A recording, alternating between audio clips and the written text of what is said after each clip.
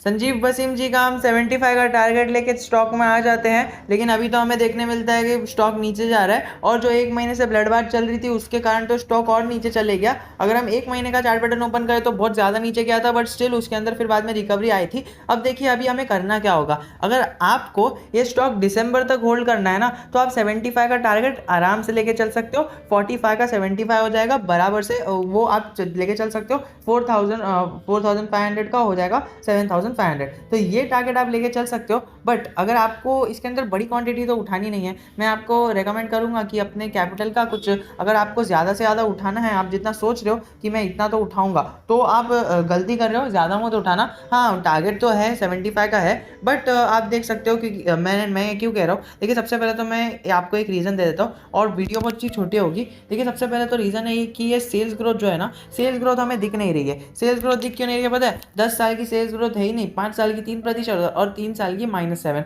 और ये टीटीएम को तो छोड़ ही दो, टीटीएम को हमें इग्नोर करना रहता है। तो आप देख सकते हो 5 साल में कुछ भी सेल्स ग्रोथ नहीं हुई है। मतलब 5 साल पहले जो सेल्स होती थी इस साल भी वही सेल्स हो रही है। अब हमें देखना ही होगा कि साल के एंड तक क्या हो रहा है, क्योंकि देखिए स्टॉक की प्राइस तो बढ़ेगी ही, स्टॉक की प्राइस से रिलेटेड कुछ नहीं है। मतलब इतना डिटेल में एनालिसिस करके उन्होंने बताया 75 जरूर जाएगा, इतना तो भरोसा आप रख सकते हो। हाँ मतलब अगर आपने खाली ये न्यूज़ सुन के, मेरी बात सुन के इन्वेस्टमेंट कर दिया, 75 नहीं गया, तो आप किसी पे केस तो नहीं कर सकते हो, बट स्टिल लेकिन आपको एक ऐसा रहना चाहिए कि ओके 75 तो चले जाएगा। क्योंकि देखिए मैं आपको जो बता रहा हूँ ना कि ओके 50 तक ये स्टॉक आराम से एक महीने में जा सकता है। तो 44 का 50 हो जाएगा, तो आप ये इतना शॉर्ट टर्म में, शॉर्ट टर्म मतलब क्या, 2 से 3 महीना, 2 से 3 महीना मतलब एक क्वार्टर पकड़ लो, एक क्वार्टर में आपको ये 50 तक जाता हुआ दिखेगा, 50 के ऊपर ही दिखेगा। अब ये मैं कैसे एनालिसिस से कह रहा हूँ, क्योंकि देखिए बहुत ज़्यादा करेक्ट हो चुका है स्टॉक अभी ऊपर जाने की पूरी तैयारी कर रहा है और स्टॉक अभी ऊपर जाके रहेगा। तो यही एक रीज़न है कि स्टॉक अभी ऊपर जाएगा। अब देखिए वो किधर से करेक्ट हुआ था, 51 से करेक्ट हुआ था, फिर से अपने लेवल्स को रीगेन करने की कोशिश करेगा।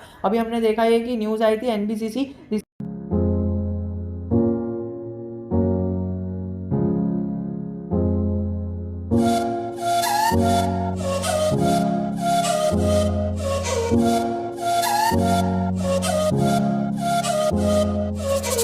सिर्फ 100 करोड़ का जो इसका एसबीआई कैपिटल का जो 6 टेल है इसका, वो मतलब समझ लीजिए 100 करोड़ का इसे ऑर्डर मिला है। तो एनबी और इसका जो कंसोलिडेटेड नेट प्रॉफिट है ना, वो यहाँ पर 37 हो चुका है। तो हमने कई सारे यहाँ पर देखने मिलते ऑर्डर्स मिले थे, उसकी वजह से इसका जो प्रॉफिट है वो थोड़ा अप जाने हुए देखने मिला है। बट स्टिल स्टॉक में गिरावट आ रही है, इसका मतलब अभी वो ओवरसोल्ड जोन पे कहीं ना कहीं जा चुका है। अगर आप देखोगे तो 50 डे मूविंग एवरेज के नीचे देखने मिल रहा है और 200 डे मूविंग एवरेज के ऊपर देखने मिल रहा है। मैं आपको चार्ट पे लेके जाऊंगा तो अच्छे से समझ में आएगा। अगर आप देखोगे ना तो उसने ये जो लाइन है ना, ये रेड वाली, मतलब हमारी ब्लू वाली लाइन स्टॉक की है, और ये जो लाइन है हमारी ये ग्रे कलर की, ये ग्रे कलर की लाइन दर्शाती है हमारा 200 डे मूविंग एवरेज। तो आप देखोगे 200 डे मूविंग एवरेज से नीचे जाके ऊपर आया। मतलब देखिए अभी देखिए कोई भी मूविंग एवरेज से वो ऊपर जाता है ना तो बाउंस बैक जरूर देता है। अगर आप पहले देखोगे तो 50 डे मूविंग एवरेज से नीचे गया और जो बाउंस बैक दिया वो बहुत लंबा दिया और बाकाबिले तारीफ दिया, क्योंकि देखिए वॉल्यूम भी बहुत ज़्यादा आई थी बाउंस बैक देने के बाद। तो बाउंस बैक देने के बाद जो वॉल्यूम जनरेट हुई थी वो आपके सामने ही है।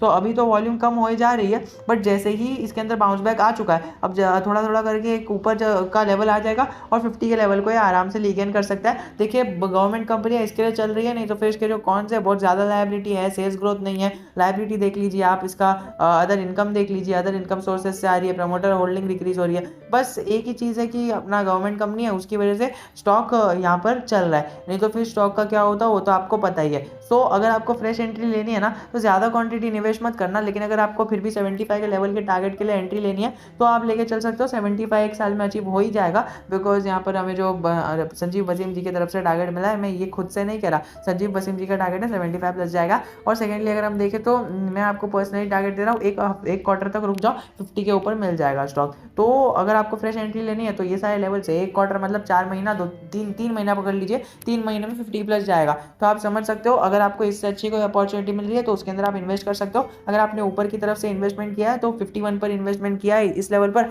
तो आप रुक सकते हो, एक क्वार्टर तक ये फिर से लेवल रीगेन करेगा और फिर आप सेल कर सकते हो। या फिर अगर आप एक साल रुक सकते हो 75 का टारगेट को अचीव करते हुए निकल जाना। सो आई होप, आशा करता हूँ आपको वीडियो पसंद आया होगा। If you have any doubt I am always just a comment away from you.